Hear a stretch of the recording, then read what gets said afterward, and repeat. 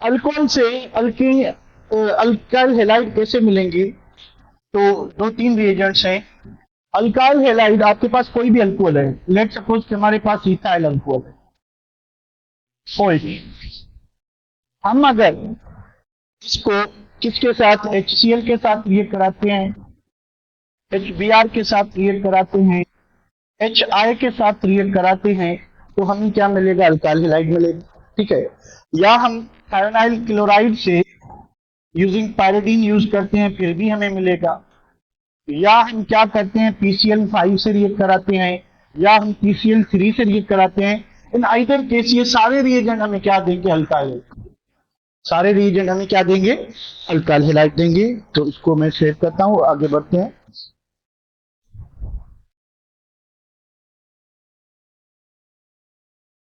अच्छा, इसके बाद क्या चीज है कि alkyl halides are prepared from alcohols when treated with hydrogen acid, कोई भी हो, thionyl chloride, PbR3, PbR5, alcohols react with HX in the presence of zinc chloride. ठीक है।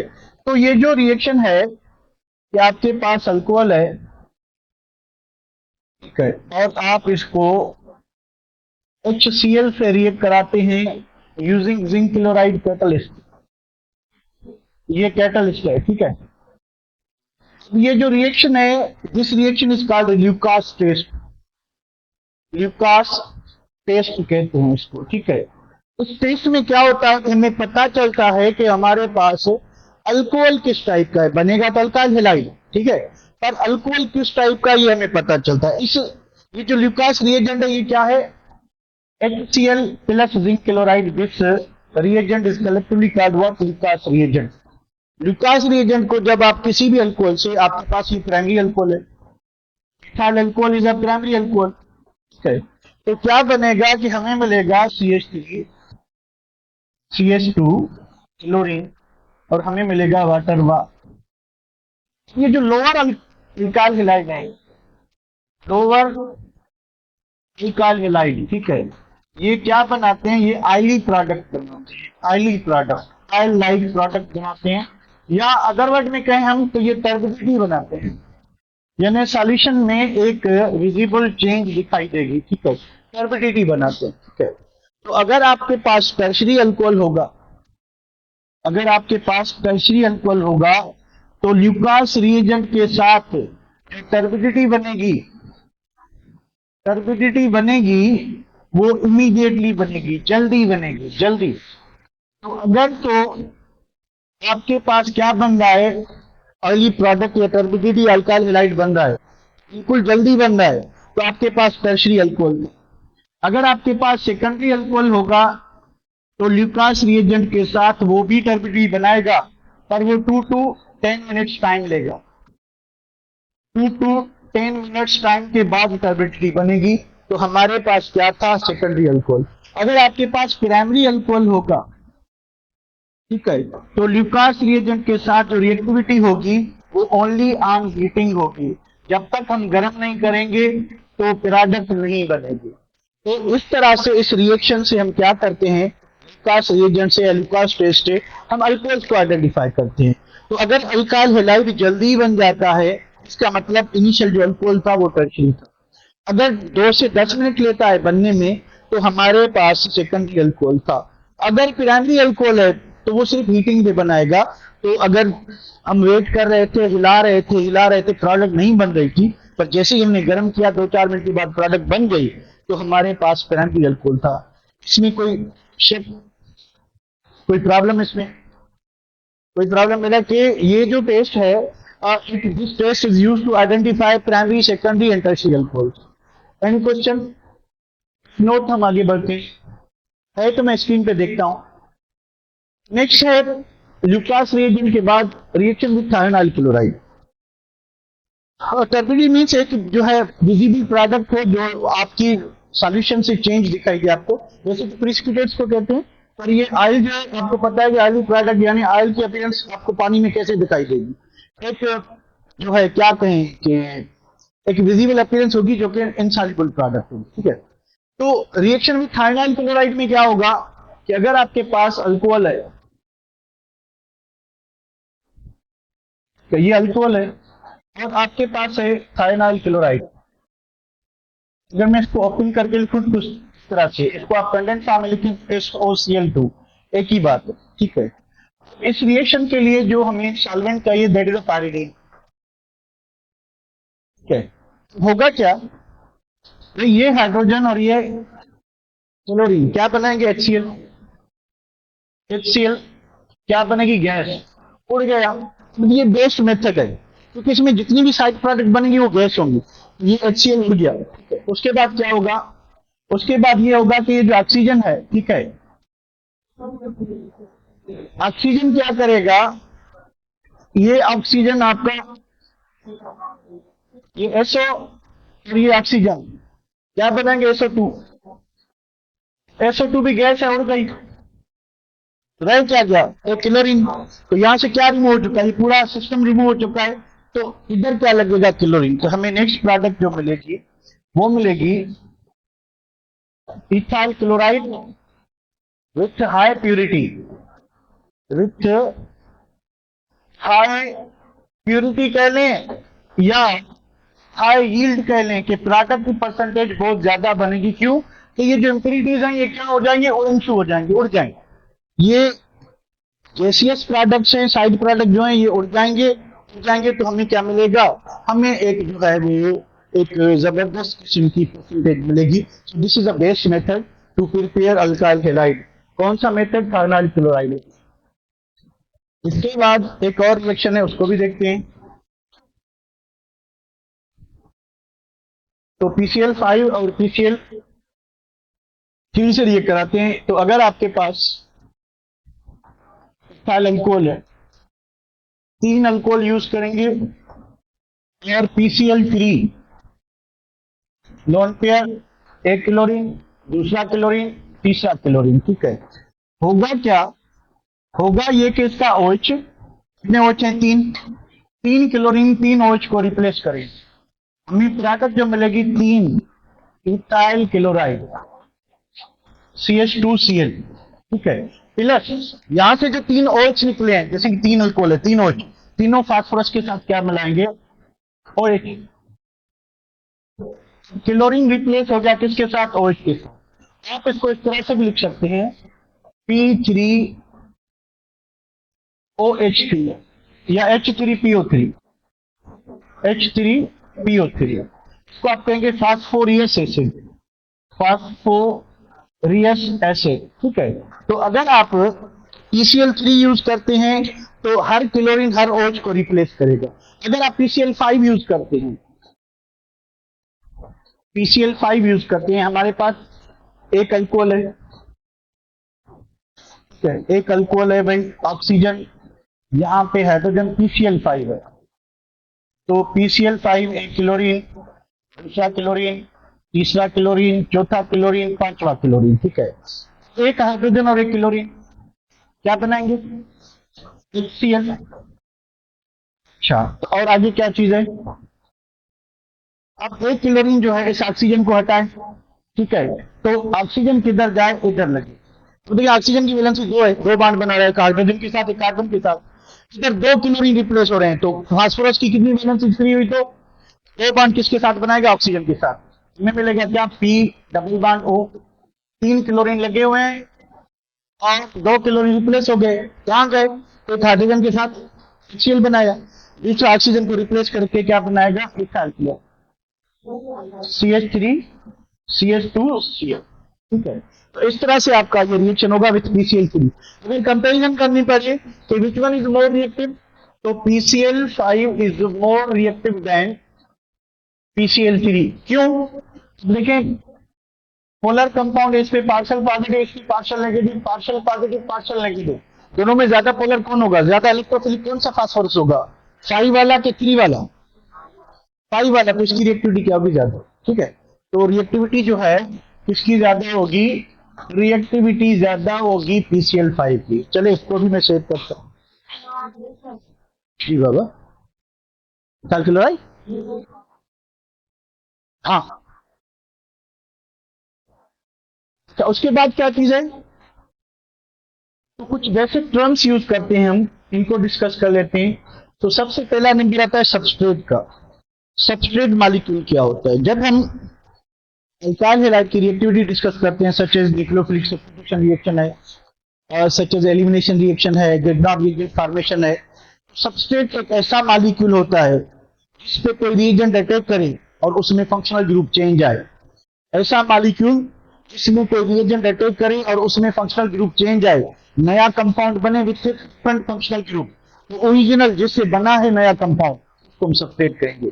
तो लेट सपोज कि हमारे पास कोई भी अल्काइल हैलाइड है, we have alkyl halide, let suppose that is our substrate molecule. ये वो मॉलिक्यूल है जिसमें फंक्शनल ग्रुप चेंज आने वाली है। लेट सपोज कि हमने इसको OH आयन से रिएक्ट करवाया। अब देखिए होगा क्या, होगा ये कि इस पे पार्शियल पॉजिटिव, इस पे पार्शियल नेगेटिव चार्ज है, तो ये OH आके किधर अटैक करेगा? कार्बन पे, और हेलोजन क्या हो जाएगा? डिपार्ट निकल जाए।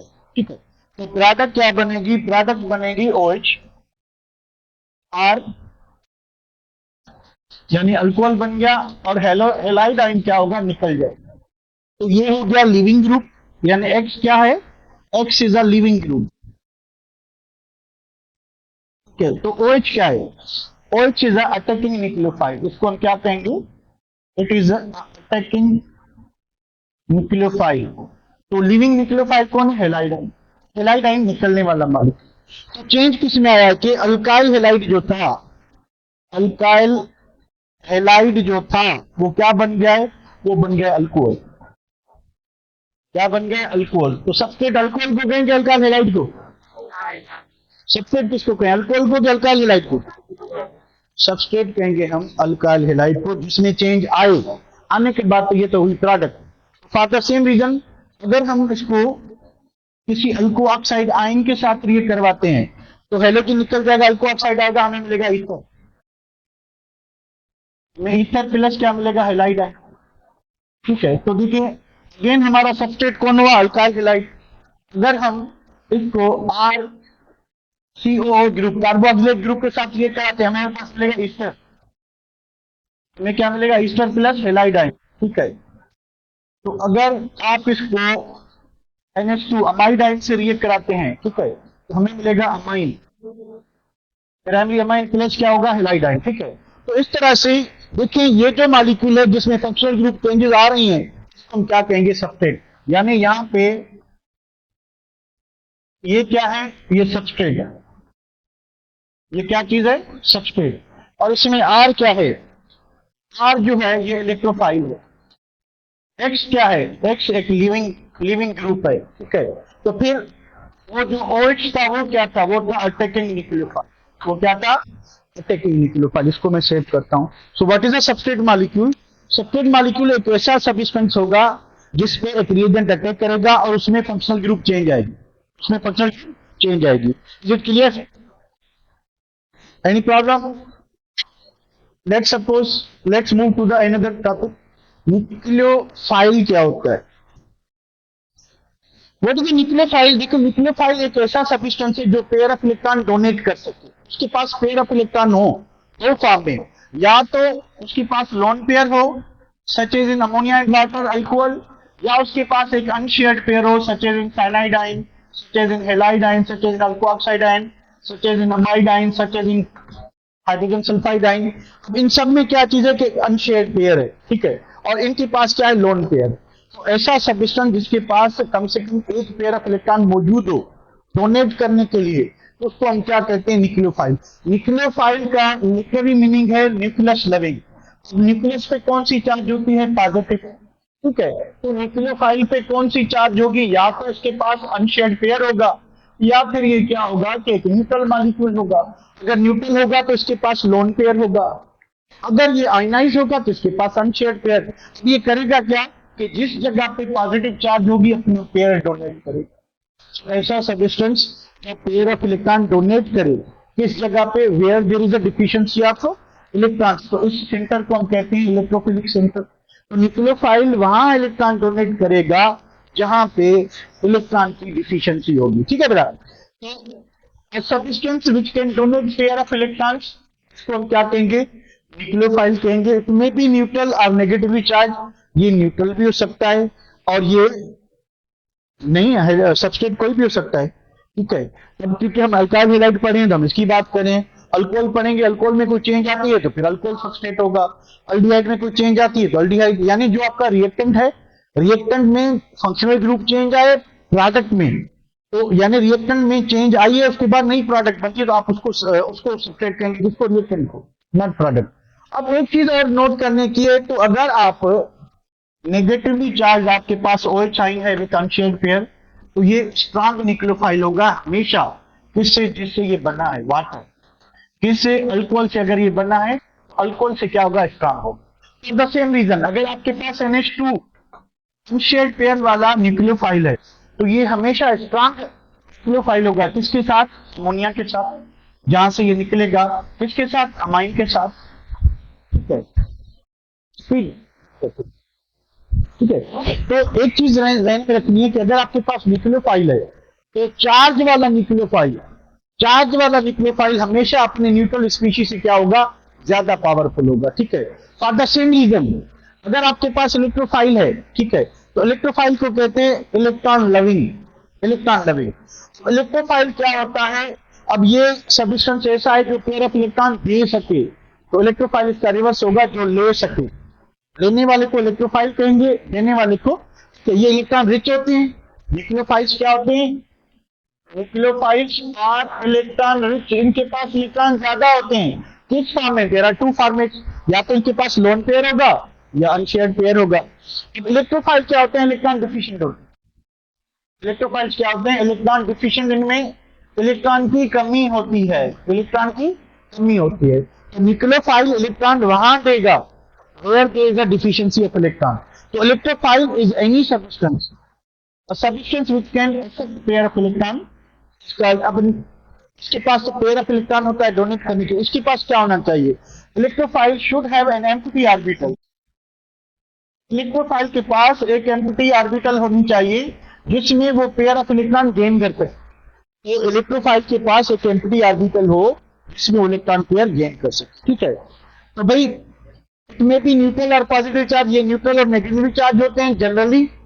ये क्या होते हैं? ये या तो न्यूट्रल होंगे या पॉजिटिवली चार्ज होंगे। पहले इन्होंने इलेक्ट्रॉन लॉस किए हैं, तो अब जो इलेक्ट्रॉन इन्होंने लॉस किए वो वापस लेने की एबिलिटी रखते हैं, ये ले सकते हैं, भी ले सकते हैं, ठीक है। ये न्यूट्रल भी होते हैं।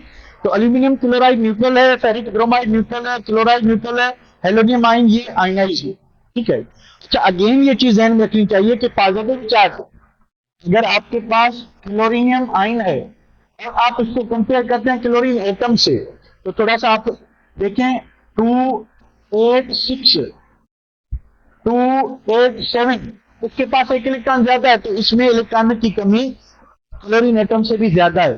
तो दोनों में ज्यादा पावरफुल कौन होगा? क्लोरीनियम आयन के क्लोरीन एटम आयन ज्यादा क्या होगा? पावरफुल इलेक्ट्रोफाइल होगा। चलें इसको भी सेव करते हैं। ये बात दोनों समझ आ गई कि इलेक्ट्रोफाइल कौन, न्यूक्लियोफाइल कौन। इलेक्ट्रोफाइल के पेयर इलेक्ट्रॉन ले सके, न्यूक्लियोफाइल जो नहीं सके। दोनों में स्ट्रॉन्ग कौन, वीक कौन? न्यूट्रल हमेशा वीक होगा और चार्ज वाला क्या होगा? स्ट्रॉन्ग। नेक्स्ट थिंग है लिविंग ग्रुप। लिविंग ग्रुप क्या होता है? देखिए, ये आपका सबस्ट्रेट है RH, ठीक है, और लेट सपोज कि हमारे पास ये एक, या चले OH आयन, ये क्या चीज है? ये अटैकिंग न्यूक्लियोफाइल है। ये क्या है? Attacking nucleophile. ये क्या है? सबस्ट्रेट है। सबस्ट्रेट है अल्काइल हैलाइड, इसके पार्शियल पॉजिटिव चार्ज, इसके पार्शियल नेगेटिव चार्ज, ठीक है। क्या होगा? हेलोजन OH को आयन देगा, इलेक्ट्रॉन देगा, या OH अल्काइल ग्रुप में देगा, क्या होगा? ये OH ग्रुप, इसके पास एक अनशेयर्ड पेयर ऑफ इलेक्ट्रॉन है, ठीक है। ये कार्बन जो है शिफ्टेड मॉलिक्यूल में, ये क्या है? इलेक्ट्रोफिलिक है, ठीक है। और हेलोजन एटम क्या है? Leaving group.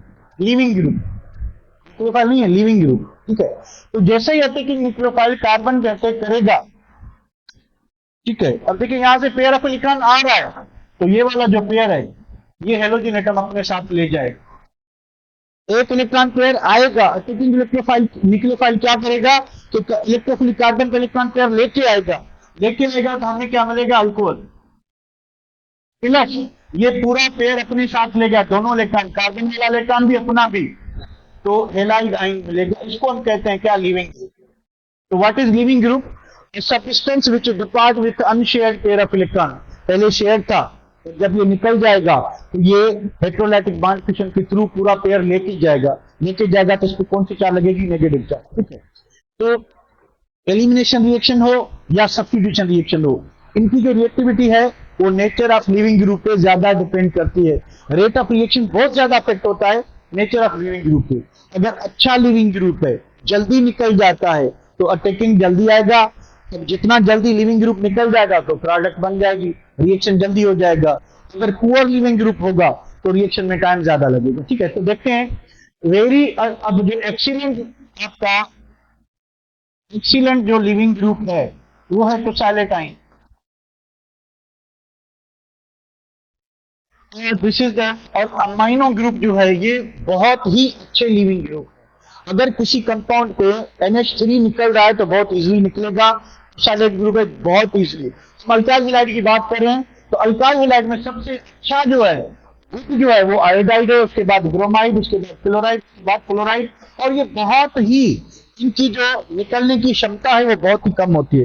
थोड़ा सा नीचे आर्डर लिखा हुआ है कि अगर इनकी जो निकलने का रिलेटिव आर्डर लेस देन 1 है, और फ्लोरीन का जो निकलने का भागने का लिविंग ग्रुप का जो पावर है 1 है, तो ये कितना है आपका 200, ये कितना है 10,000, ये कितना है 30,000। इसका मतलब सादे लफ्जों में क्या हुआ कि अगर आपके पास कोई भी अल्काइल आयोडाइड है, ठीक है, आप उसको कंपेयर करते हो अल्काइल फ्लोराइड से, ठीक है, तो क्या रिजल्ट मिलेगा आपको कि alkyl iodide 30,000 times more reactive होगा। टाइम्स क्या होगा, मोर रिएक्टिव होगा, किससे, फ्लोराइड। ठीक है, क्यों? क्योंकि अल्काइल आयोडाइड बॉन्ड कमजोर है, वीक है, जल्दी टूट जाएगा, आयोडीन जल्दी निकल जाएगा। अल्काइल फ्लोराइड बॉन्ड भी स्ट्रांग है, तो अल्काइल फ्लोराइड बॉन्ड को तोड़ने के लिए ज्यादा एनर्जी चाहिए, ज्यादा टाइम लगेगा। ठीक है, तो इसमें कोई दिक्कत, कोई बात ना समझने वाली हो जल्दी बताएं।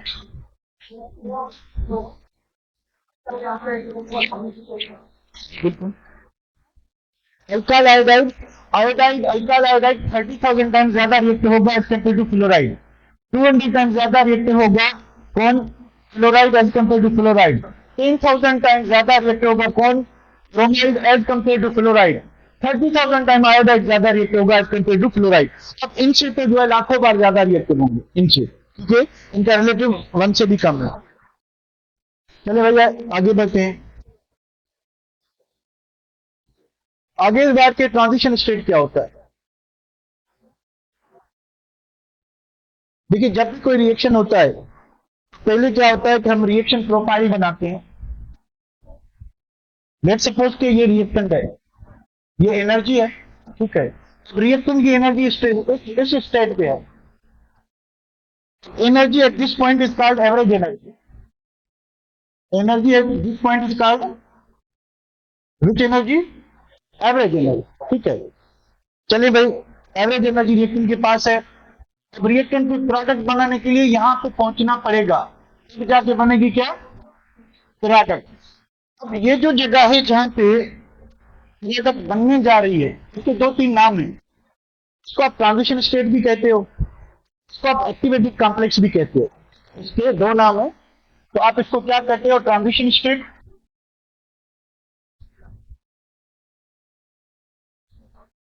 या बायो में आप इसको एक्टिवेटेड कॉम्प्लेक्स भी कहते हो, ट्रांजिशन स्टेट वहां पे भी कहते हैं। ठीक है, अब ट्रांजिशन स्टेट पे ये जो आपका रिएक्टेंट मॉलिक्यूल है ये इतना पार करेगा, तो एनर्जी देखें बढ़ रही है। एनर्जी क्या हो रही है, while moving from average energy to transition state पे आने के लिए यहां इस स्टेट पे जो एनर्जी होती है, the energy is called threshold energy. कौन सी एनर्जी होती है यहाँ पे, थ्रेशोल्ड एनर्जी। ठीक है, अब 2 पॉइंट है, एक ये जहां पे एवरेज एनर्जी है, एक ये जहां पे थ्रेशोल्ड एनर्जी है। तो इसका जो डिफरेंस होता है, this difference is called activation energy. Difference is called what, activation energy कहते हैं। एक्टिवेशन एनर्जी एक हिल होता है, पहाड़ होता है जो रिएक्ट करने ऊपर चढ़ना होता है। ठीक है, जितना डालने के एक रिएक्शन है, उसकी एक्टिवेशन एनर्जी इतनी है प्रोडक्ट बनने की, दूसरे की इतनी है, ठीक है, तीसरे की इतनी है और चौथे की इतनी है। कौन सा ज्यादा रिएक्टिव है? Select A B C D. भाई ब्लैक ज्यादा रिएक्टिव है, ग्रीन ज्यादा रिएक्टिव है, रेड ज्यादा है या पिंक ज्यादा है? कौन सा ज्यादा रिएक्टिव होगा? पर्पल या पिंक, जो समझें, लाइट पर्पल कर लें। कौन सा ज्यादा? जितनी एक्टिवेशन एनर्जी कम होगी उतनी कम एनर्जी चाहिए। किसके लिए? हमने एक थ्योरी पढ़ते हैं जिसको हम कहते हैं पोलियन मालिक्यूलर थ्योरी। और वो थ्योरी कहती है कि जब तक रिएक्टेंट मालिक्यूल्स टकराएंगे नहीं प्रोडक्ट नहीं बनती। अब टकराव जो है कोलियंस हैं वो दो किस्म के हैं, इफेक्टिव कोलियंस भी होते हैं, इनइफेक्टिव कोलियंस भी होते हैं। इफेक्टिव कोलियंस वो होते हैं जिनके पास कम से कम थ्रेशोल्ड एनर्जी जितनी एनर्जी हो, यानी मालिक्यूल जो है आपके इधर भी मौजूद है, इतनी एनर्जी इतनी इतनी इतनी सब एनर्जी वाली मालिक्यूल मौजूद हैं। तो यहां से प्रोडक्ट बनाने के लिए जरूरी है मालिक्यूल के पास कम से कम इतनी एनर्जी हो। कितनी एनर्जी हो? थ्रेशोल्ड एनर्जी जितनी एनर्जी होगी तो पॉसिबल है कि वो प्रोडक्ट बना सकता है। अगर इससे कम एनर्जी होगी, यानी ये सारे मालिक्यूल इनके कोलियंस इफेक्टिव होंगे, ये प्रोडक्ट नहीं बनाएंगे। प्रोडक्ट बनाने के लिए कम से कम इतनी एनर्जी, उसके बाद जितनी भी ज्यादा हो, ठीक है। तो ट्रांजिशन स्टेट ये पॉइंट है। तो ट्रांजिशन स्टेट भी क्या है? It is highly, transition state is refers to high energy. Energy क्या ज्यादा है? देखिए energy is directly proportional to reactivity होता है। जितनी एनर्जी ज्यादा होगी उतनी रिएक्टिविटी ज्यादा होगी। Energy is inversely proportional to stability. Stability है इनवर्सली प्रोपोर्शनल है, ठीक है। तो ट्रांजिशन स्टेट पे आप देखें कि एनर्जी क्या है? ज्यादा है। ज्यादा है तो क्या होगा? रिएक्टिविटी ज्यादा होगी कि स्टेबिलिटी ज्यादा होगी? रिएक्टिविटी ज्यादा होगी कि स्टेबिलिटी ज्यादा होगी? क्या ज्यादा होगी? रिएक्टिविटी ज्यादा होगी, ठीक है। तो ये एक ऐसी स्टेट है जहां पे दो ऑप्शंस होते हैं, दो चांस होते हैं। कौन से दो चांस? या तो ये जो रिएक्टेंट है आपका हाई एनर्जी स्टेट में आके जब कोलाइड करेगा, अगर इसके कोलियंस इफेक्टिव होंगे तो ये प्रोडक्ट बनाए, अगर इनइफेक्टिव होंगे तो ये अनस्टेबल स्टेट है, वापस रिएक्टेंट में चला आए। ये दो बातें हैं, या तो आपका रिएक्टेंट सॉरी ट्रांजिशन स्टेट जो है वो वापस रिएक्टेंट में कन्वर्ट हो जाएगी या प्रोडक्ट में चले। ट्रांजिशन स्टेट होती क्या है? ट्रांजिशन एक स्टेट, एक इंटरमीडिएट स्टेट है जो ना ही रिएक्टेंट है ना ही प्रोडक्ट। ये state somewhere between reactant and product होती है, बट क्लोज टू प्रोडक्ट भी हो सकती है, क्लोज टू रिएक्टेंट भी हो सकती है एनर्जी वाइज, ठीक है। अगर ये energy wise close to reactant है तो प्रोडक्ट बनने के कम चांसेस हैं क्योंकि रिएक्टेंट दोबारा वापस चला है। अगर जो है इसकी जो एनर्जी है वो प्रोडक्ट से ज्यादा रिजेंबल करती है तो प्रोडक्ट बनने के ज्यादा चांसेस होते हैं, ठीक है। So transition state refers to high energy state, another state that occurs during the chemical reaction. It represents peak energy point. तो ये हाईएस्ट एनर्जी पॉइंट है on the reaction pathway where old bond break होने वाले हैं। अब old bond break होंगे तो product बनेगी। तो ये एक highest energy, peak energy, lowest stable एक पॉइंट है जहां पे पुराने बॉन्ड ब्रेक होने वाले हैं और नए बॉन्ड बनने वाले हैं। कब ये पॉसिबल होगा? अगर रिएक्टेंट के कोलियंस इफेक्टिव होंगे। कब इफेक्टिव हो सकते हैं? जब रिएक्टेंट के पास थ्रेशोल्ड एनर्जी जितनी एनर्जी होगी और प्रॉपर ओरिएंटेशन होगी तो प्रोडक्ट बनेगी। अब अगर आपके पास एक कॉम्प्लेक्स रिएक्शन है, एक सिंपल रिएक्शन होता है, ऐसा रिएक्शन जो एक ही स्टेप में हो, ठीक है। एक कॉम्प्लेक्स रिएक्शन होता है एक से ज्यादा स्टेप्स में, तो हर स्टेप की अपनी ट्रांजिशन स्टेट होगी, हर स्टेप की अपनी ट्रांजिशन स्टेट होगी। उसके बाद क्या बनेगी? प्रोडक्ट। और इससे हमें क्या पता चलता है? हमें पता चलता है एक्टिवेशन एनर्जी के बारे में, पॉसिबिलिटी ऑफ रिएक्शन के बारे में, फिजिबिलिटी ऑफ रिएक्शन के बारे में, कि रिएक्शन नॉर्मल कंडीशंस पे होगा कि नहीं होगा। डिपेंड करता है कि एक्टिवेशन एनर्जी कितनी है। अगर थोड़ी है तो रिएक्शन नॉर्मली हो जाएगा, कि जब रिएक्शन होता है तो रिएक्शन मिक्सचर खुद भी एनर्जी प्रोवाइड करता है, प्रोड्यूस करता है।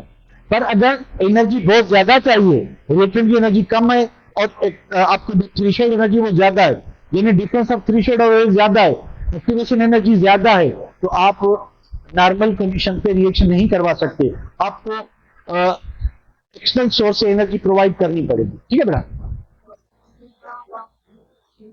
बाबा क्या कह रहे हो?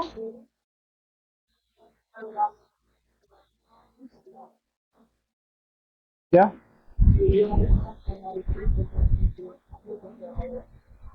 मैं भी आपकी बात समझ नहीं रहा।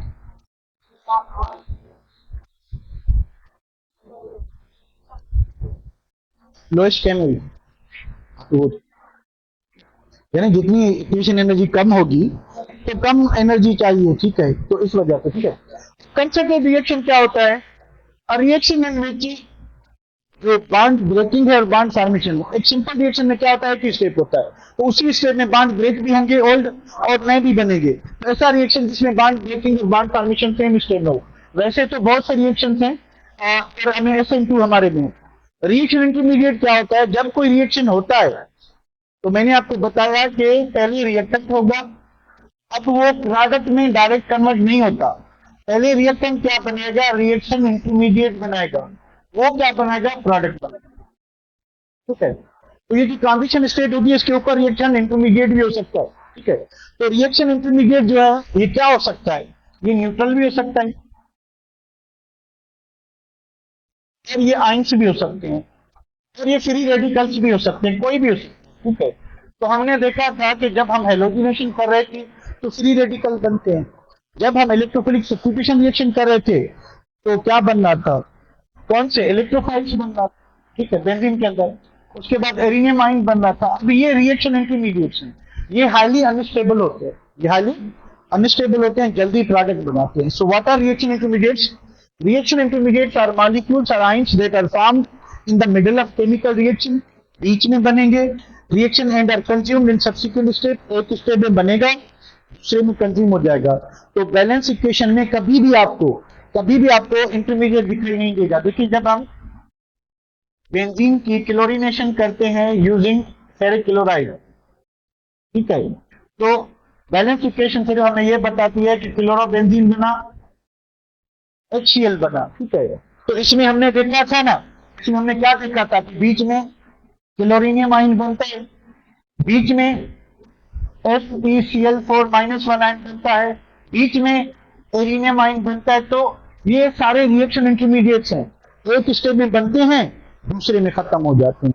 बैलेंस इक्वेशन में इस वजह से दिखाई नहीं देती। यानी हमने रिएक्शन यहां से शुरुआत किया, इंटरमीडिएट पूरे बने और खत्म हो गए, प्रोडक्ट हमें ये मिली। क्योंकि ये थोड़ी देर के लिए बनते हैं, ये तो लॉन्ग लास्टिंग, ये पड़े रहेंगे, ठीक है। ये थोड़ी देर के लिए बनते हैं और उसके बाद खत्म हो जाते हैं। They show only they are shown only in reaction mechanism, but they're shown in overall reaction में आप इनको नहीं दिखा। चलिए भाई इसको भी आप करते हैं। क्या चीज है? कार्बोकेटाइंस,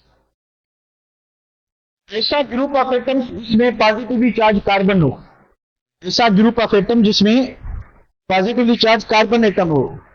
मेरे ख्याल में रिकॉर्डिंग नहीं की, चलिए कोई बात नहीं, आज नहीं करते, हो रही है, चलिए कोई बात नहीं, हो रही है।